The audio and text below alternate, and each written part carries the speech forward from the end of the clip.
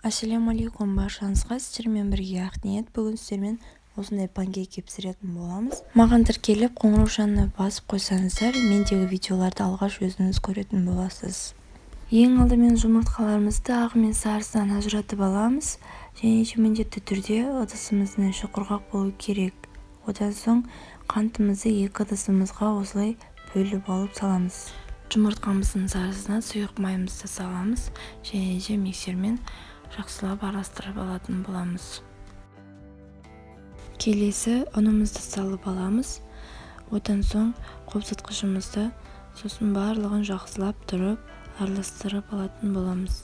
Және сүтімізді қосып алатын боламыз. Мінекей біркелкі масса шыққанша осылай миксермен араластырып алдық. Енді ағауызымызды осылай көпіртіп пенка болғанша араластыратын боламыз. Келесі осындай екі массамызды бір-біріне құйып алатын боламыз. Бір-біріне біріктіріп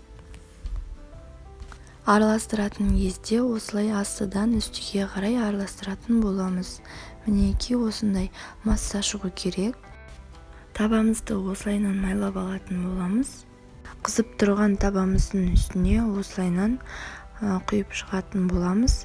1-2 минуттан кейін асты қызарғаннан соң осылайынан аударып келесі бетін пісіріп алатын боламыз. Мінекей дайын болды.